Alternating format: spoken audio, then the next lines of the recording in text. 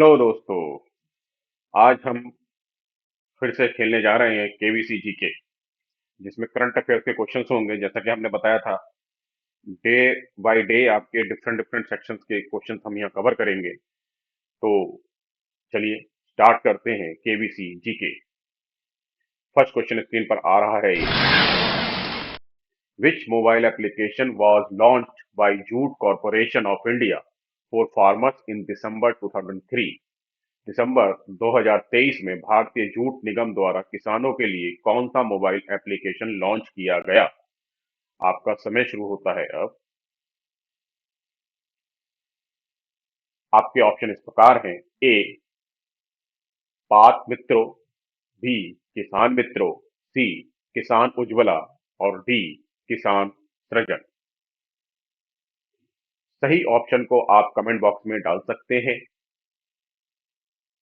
Which mobile application was launched by jute corporation of India for farmers in December 2003? Time up हो गया है। आपका सही उत्तर है पात मित्रों। इसके बारे में थोड़ा बताएंगे। The jute corporation of India took a significant step towards supporting jute farmers by launching the Path Act. Rachna Shah, Secretary, Ministry of Textiles, inaugurated the app, which aims to provide essential knowledge to farmers for optimal jute cultivation and increased income. भारतीय jute निगम ने पात मित्रों app launch करके jute किसानों को समर्थन देने की दिशा में एक महत्वपूर्ण कदम उठाया है। कपड़ा मंत्रालय की सचिव रचना शाह ने ऐप का उद्घाटन किया, जिसका उद्देश्य किसानों का इष्टतम जूट की खेती और बढ़ी हुई आय के लिए आवश्यक ज्ञान प्रदान करना है। अगले क्वेश्चन की तरफ बढ़ेंगे।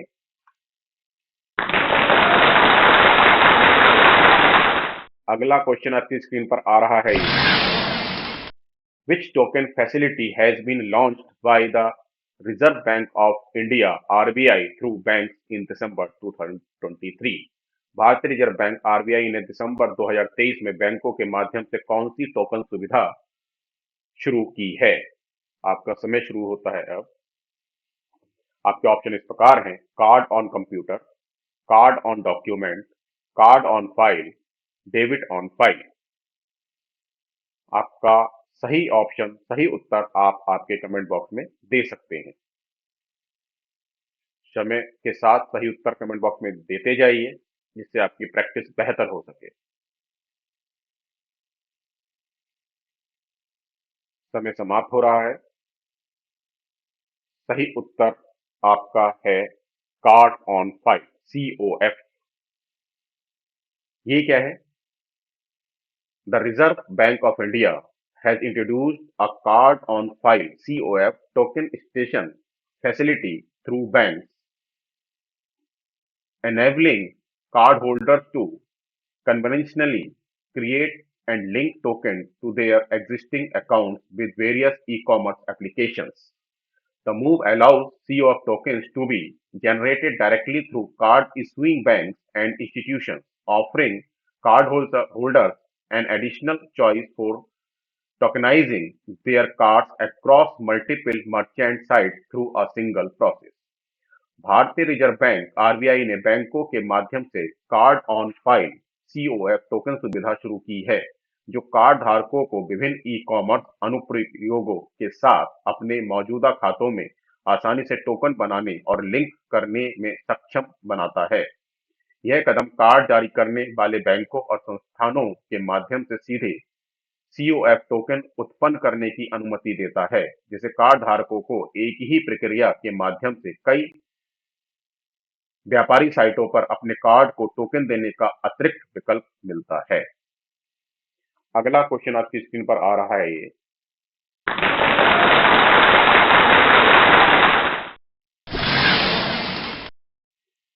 Which one important initiative has been taken by the Union Cabinet under the leadership of Prime Minister Shri Narendra Modi for the purpose of tribal welfare? प्रधानमंत्री श्री नरेंद्र मोदी के नेतृत्व में केंद्रीय मंत्रिमंडल ने आदिवासी कल्याण के उद्देश्य से कौन सी महत्वपूर्ण पहल की है? आपका समय शुरू होता है अब। आप अपना सही ऑप्शन कमेंट बॉक्स में डाल सकते हैं। आपके ऑप्शन इस प्रकार हैं: पीएम अमन, पीएम जनमन, पीएम जनधन, पीएम आवास। सही ऑप्शन को आप कमेंट बॉक्स में दे सकते हैं। समय समाप्त हो रहा है। समय के साथ सही उत्तर दीजिए। समय समाप्त हुआ। आपका सही आंसर है पीएम जनमन। प्रधानमंत्री श्री नरेंद्र मोदी के नेतृत्व में केंद्रीय मंडल ने आदिवासी कल्याण के उद्देश्य से एक महत्वपूर्ण पहल प्रधानमंत्री जनजाति आदिवासी न्याय महाअभियान पीएम जनमन को हरी झंडी दे दी है। तो पीएम जनमन का फुल फॉर्म भी आपको यहां मिल रहा है: प्रधानमंत्री जनजाति आदिवासी न्याय महाअभियान।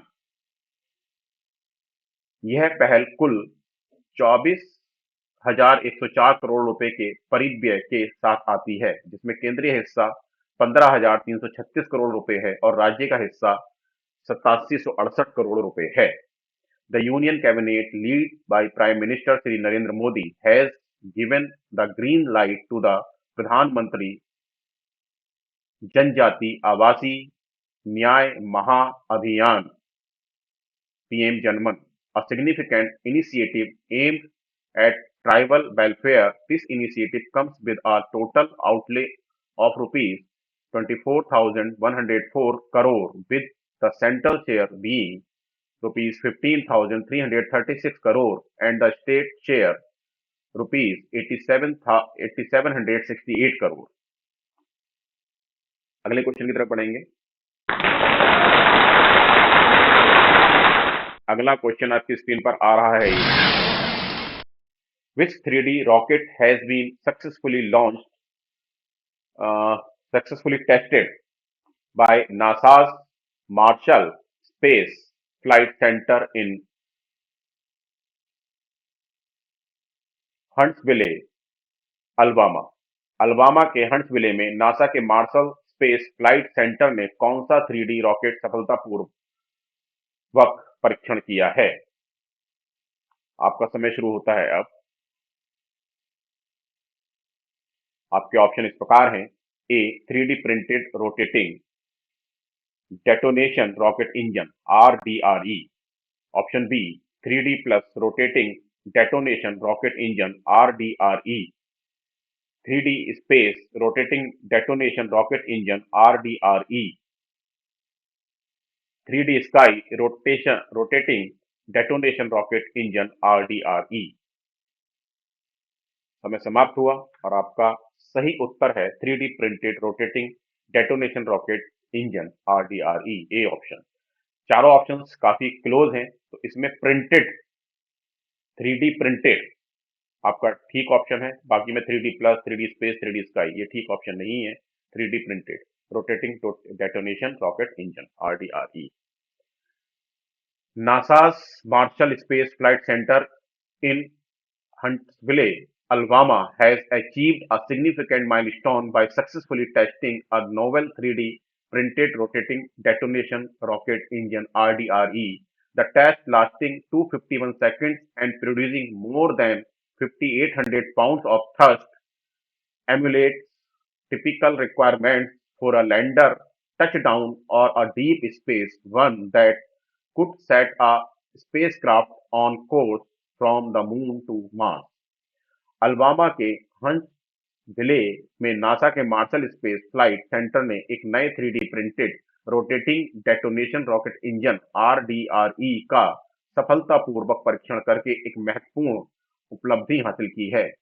परीक्षण 251 सेकंड तक चलने वाला और 5800 पाउंड से अधिक जोर पैदा करने वाला लैंडर टचडाउन या डीप स्पेस वन के लिए विशिष्ट आवश्यकताओं का अनुकरण करता है, जो चंद्रमा से मंगल ग्रह तक एक अंतरिक्ष यान को स्थापित कर सकता है। अगला क्वेश्चन आपकी स्क्रीन पर आ रहा है। ये क्वेश्चन आ रहा है। Which is the principal regulator for the sale and purchase of stressed loans in India? Bharat में तनावग्रस्त ऋणों की बिक्री और खरीद के लिए प्रमुख नियामक कौन सा है? आपका समय शुरू होता है अब।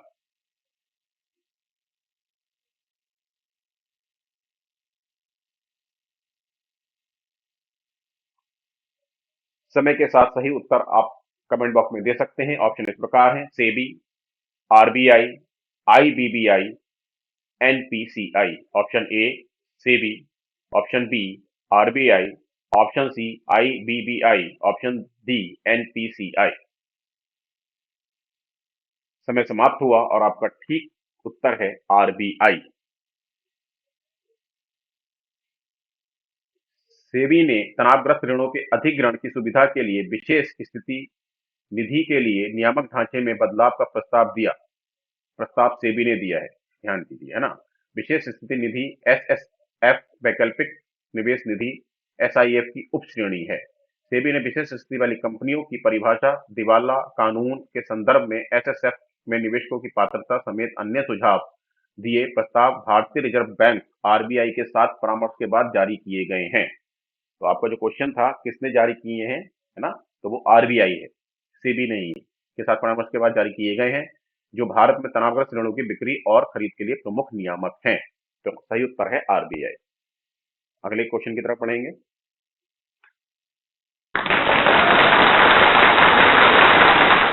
अगला प्रश्न आपकी स्क्रीन पर आ रहा है: Which aviation company operated Flight 100 from London to New York, the first ever transatlantic passenger flight fully powered by sustainable aviation fuel (SAF)?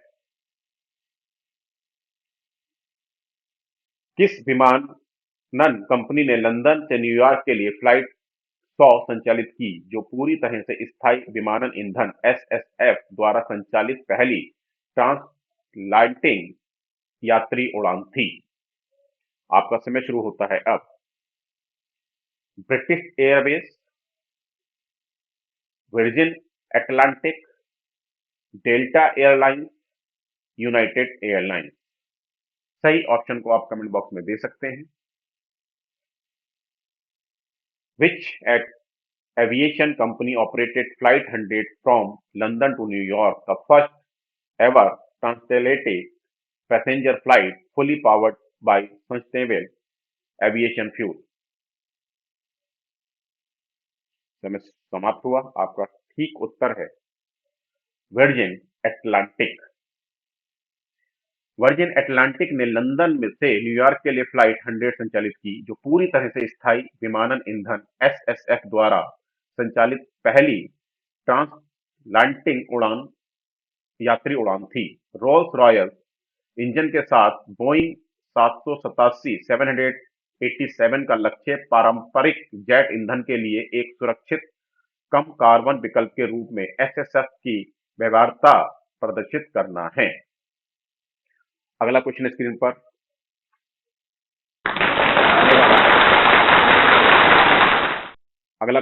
पर आ रहा है: What name has been given to the moon of asteroid named Dinkinesh, discovered recently by NASA's Lucy spacecraft? हाल ही में NASA के Lucy अंतरिक्ष यान द्वारा खोजे गए डिंकिनेश नामक क्षुद्र ग्रह के चंद्रमा को क्या नाम दिया गया है? आपका समय शुरू होता है अब। ऑप्शन इस प्रकार हैं: option A Ranko, option B Dom, option C salesman, option D Casho. What name has been given to the moon of asteroid named Dinkinesh, discovered recently by NASA's Lucy spacecraft? समय समाप्त हो रहा है, ठीक option comment box में दीजिए। समय समाप्त हुआ और आपका ठीक ऑप्शन है सेलमैन, सेलेन। नासा की लूसी अंतरिक्ष यान ने हाल ही में पता लगाया कि डिंकिनेश नाम का एक क्षुद्र ग्रह जिसके पास के वह पिछले महीने गुजरा था में एक छोटा संपर्क बाइनरी चंद्रमा है। दो अंतरिक्ष चट्टानें धीरे से एक दूसरे के खिलाफ टिकी हुई हैं। अंतर्राष्ट्रीय खगोलीय संघ ने इस चंद्रमा के लिए सेलम नाम को मंजूरी दी, जिसका इथोपिया की भाषा में अर्थ है शांति। तो ये जो सेलम नाम है ये इथोपिया लैंग्वेज से लिया गया है और इसका जो अर्थ है वो है शांति, पीस। नेक्स्ट क्वेश्चन की तरफ बढ़ेंगे। अगला प्रश्न आपकी स्क्रीन पर आ रहा है ये, waters near which city are winners of biggest ever multilateral exercise Milan 2024 of Indian Navy? भारतीय नौसेना का अब तक का सबसे बड़ा बहुपक्षीय अभ्यास मिलान 2024 किस शहर के निकट स्थित है? आपका समय शुरू होता है अब।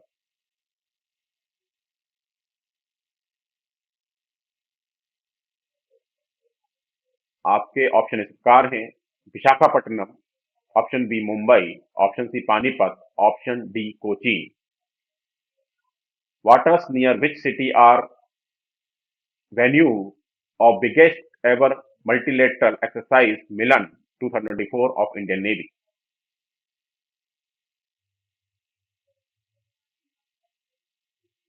आपका समय समाप्त हुआ।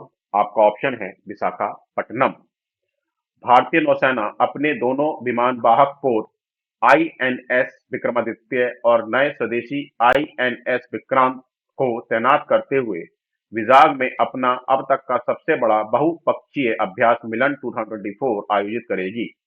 50 मित्रवत विदेशी नौसेनाओं वाले इस कार्यक्रम का उद्देश्य हिंद महासागर क्षेत्र में सुरक्षा प्रदाता के रूप में भारत की बढ़ती सैन्य शक्ति का प्रदर्शन करना है। लड़ाकू जेट और हेलीकॉप्टरों से लैस वाहकों की प्रमुख भागीदारी युद्धक की तैयारियों से लेकर मानवीय सहायता तक मिशन स्पेक्ट्रम में नौसैनिक विमानन क्षमताओं का प्रदर्शन करेगी। Indian navy will conduct its biggest ever multilateral exercise Milan 2024 in Vegas, deploying both its aircraft carriers INS Vikramaditya and new indigenous INS Vikrant. The event, involving 50 friendly foreign navies, aims to demonstrate India's expanding military powers as security provider in the Indian Ocean region. Flagship participation of the carriers equipped with fighter jets and helicopters will showcase naval aviation capabilities across mission spectrum from combat preparedness to humanitarian aid. अगला question screen पर आ रहा है ये,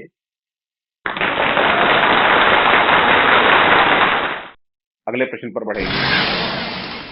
As per the recently announced roadmap by which year there will be a mandatory 5% blending of compressed biogas CBG in city gas distribution CGD, हाल ही में घोषित roadmap के अनुसार किस वर्ष तक शहरी गैस वितरण CGD में संपीड़ित बायोगैस CBG का 5% मिश्रण अनिवार्य होगा?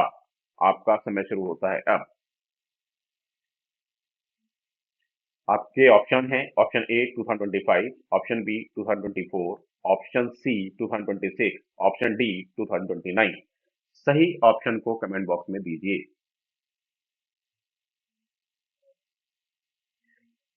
As per the recently announced roadmap by which year there will be a mandatory 5% blending of compressed biogas CBG in city gas distribution CGD।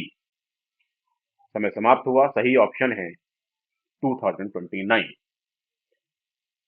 राष्ट्रीय जैव ईंधन समन्वय समिति एनबीसीसी द्वारा हाल ही में घोषित रोडमैप पूरे भारत में शहरी गैस वितरण सीजीडी नेटवर्क में संपीड़ित बायोगैस सीबीजी के मिश्रण को अनिवार्य करने के लिए एक चरणबद्ध योजना पेश करता है।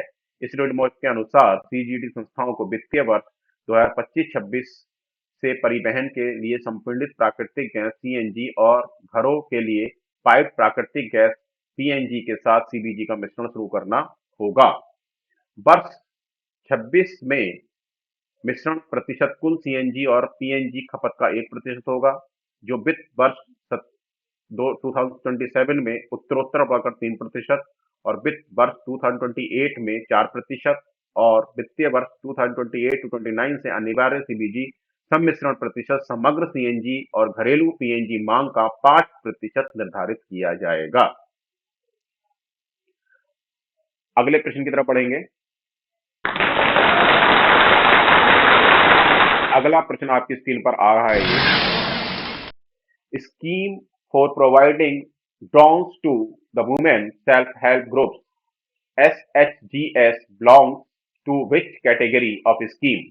महिला स्वयं सहायता समूह SHG को ड्रोन उपलब्ध कराने की योजना किस श्रेणी की योजना है? आपका समय शुरू होता है अब।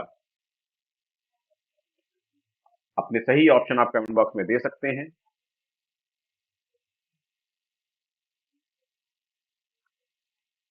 ऑप्शन इस प्रकार हैं: centrally sponsored scheme, core scheme, option C central sector scheme, option D state scheme. सही उत्तर को कमेंट बॉक्स में दीजिए। महिला स्वयं सहायता समूह SHC को ड्रोन उपलब्ध कराने की योजना किस श्रेणी की योजना है? समय समाप्त हुआ और आपका सही उत्तर है option C central sector scheme. केंद्रीय मंत्रिमंडल ने 2024-25 से 2025-26 की अवधि के लिए 1261 करोड़ रुपए के परिव्यय के साथ महिला स्वयं सहायता समूह SHG को ड्रोन प्रदान करने के लिए केंद्रीय क्षेत्रीय योजना को मंजूरी दी है। इस योजना का लक्ष्य 2023 से 24 से 2025-26 की अवधि के दौरान कृषि उद्देश्यों के लिए किसानों को किराए की सेवाएं प्रदान करने के लिए 15,000 चयनित महिलाएं SHG को ड्रोन प्रदान करना है। यह योजना महिला स्वयं सहायता समूह SHG को सशक्त बनाने और कृषि क्षेत्र में ड्रोन सेवाओं के माध्यम से नई तकनीक लाने का प्रयास करती है। अगले प्रश्न की तरफ पढ़ेंगे।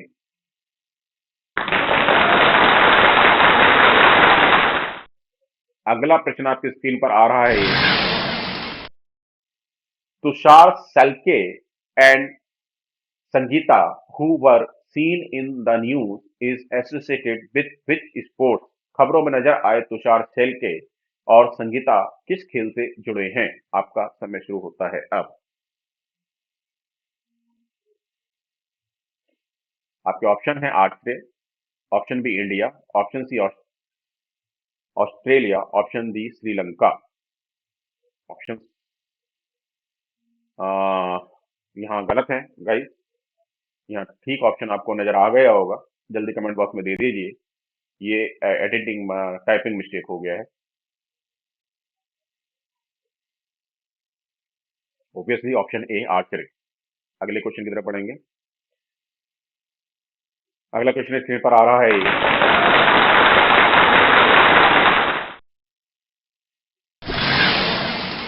Codex Alimentarius Commission (CAC) that was recently in news was established by which of these two organizations? Codex Alimentarius Commission (CAC) जो हाल ही में खबरों में था, इन दोनों संगठनों में से किस द्वारा स्थापित किया गया था? आपका समय शुरू होता है अब। ऑप्शन इस प्रकार हैं: UNICEF and uni HCO, FAO and uni CEF, world bank and IMF, option D FAO and WHO। Codex Alimentarius Commission (CAC) that was recently in news was established by which of these two organizations? समय समाप्त हुआ और आपका ठीक option है option D FAO and WHO। Codex alimentarius commission एक अंतर सरकारी निकाय है जो खाद्य मानकों, दिशा निर्देशों और अभ्यास संहिताओं को विकसित करता है। CAC की स्थापना 1963 में खाद्य और कृषि संगठनों AFO और विश्व स्वास्थ्य संगठन WHO द्वारा की गई थी। CAC का मुख्यालय रोम में है। अगले प्रश्न की तरफ बढ़ेंगे। अगला प्रश्न आपकी स्क्रीन पर आ रहा है। What was the theme of World AIDS Day 2023? विश्व दिवस 2023 का विषय क्या था? आपका समय शुरू होता है अब।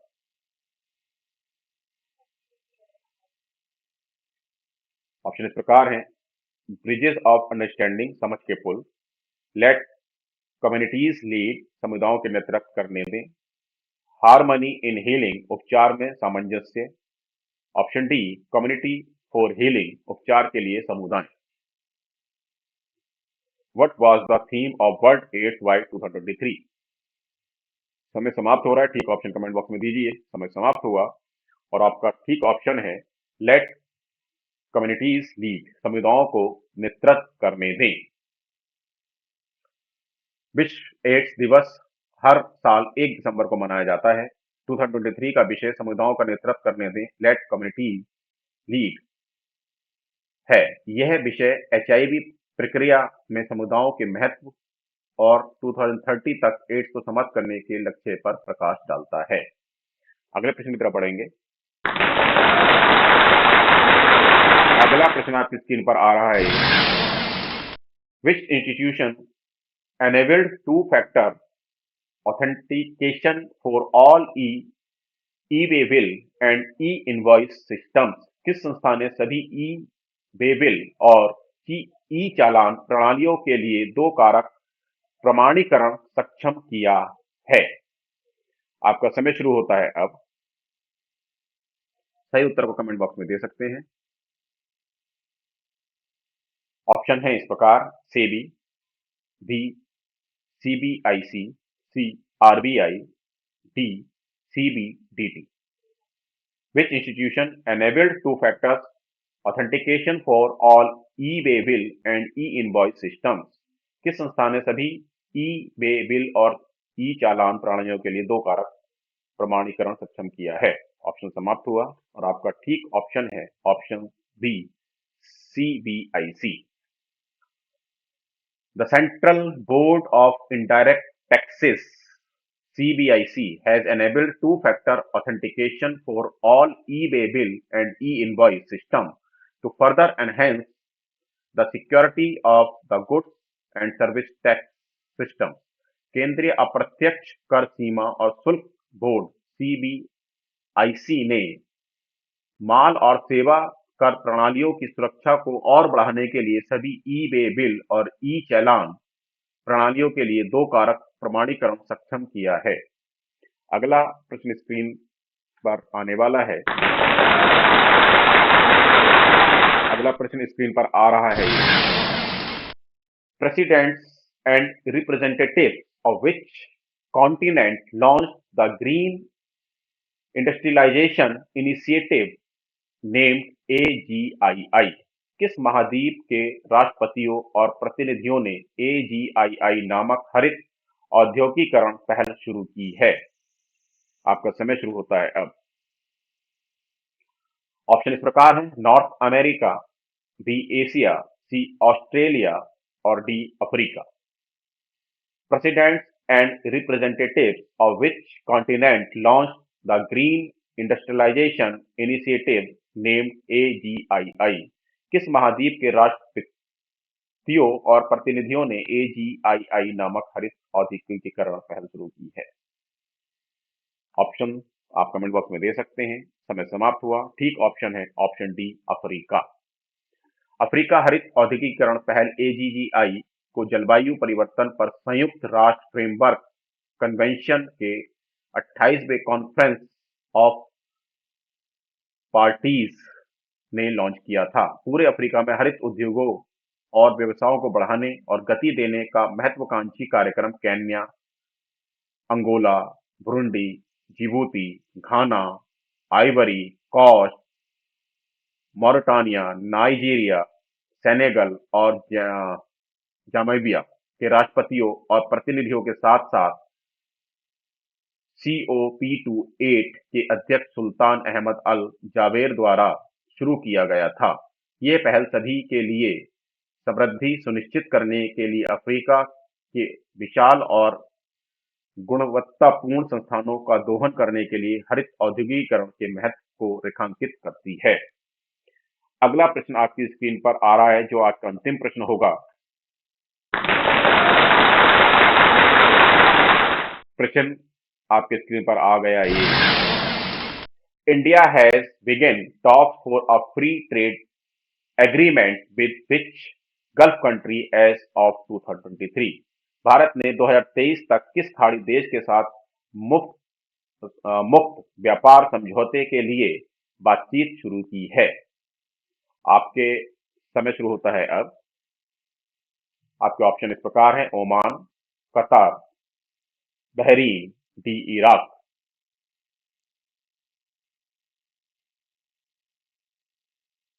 सही उत्तर कमेंट बॉक्स में दे सकते हैं।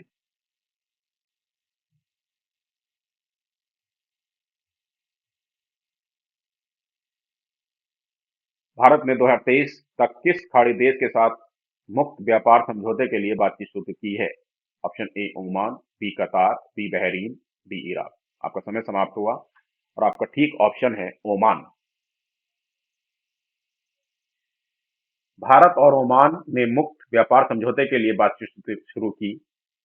खनिज ईंधन, अकार्बनिक रसायन, कीमती धातुओं के यौगिक और लोहा और इस्पात ओमान को भारत के शीर्ष निर्यात हैं, जबकि तेल, उर्वरक और प्लास्टिक शीर्ष आयात हैं। India and Oman began talks for a free trade agreement, mineral fuels, inorganic chemicals, compounds of precious metals, and iron and steel are India's top exports to Oman, while oil, fertilizers, and plastics are the top imports. यही आपका quiz समाप्त हुआ। I hope आपको ये पसंद आ रहा है, आप इसको रोज डेली बेसिस पर देख रहे हैं और ज़्यादा से ज़्यादा लोगों तक इसके लिंक को पहुंचाइए। बताइए कि यहाँ क्विज में आने से आपको कितना बड़ा बेनिफिट हो सकता है। अगर आपको ये पसंद आ रहा है तो लाइक जरूर कीजिए, कमेंट्स बॉक्स में कमेंट भी देते रहिए। क्या आपको और इसमें चाहिए या क्या आपके और आइडियाज हैं वो आप हमें बता सकते हैं कमेंट बॉक्स के जरिए। धन्यवाद, मिलेंगे अगले क्विज में। Thank you very much.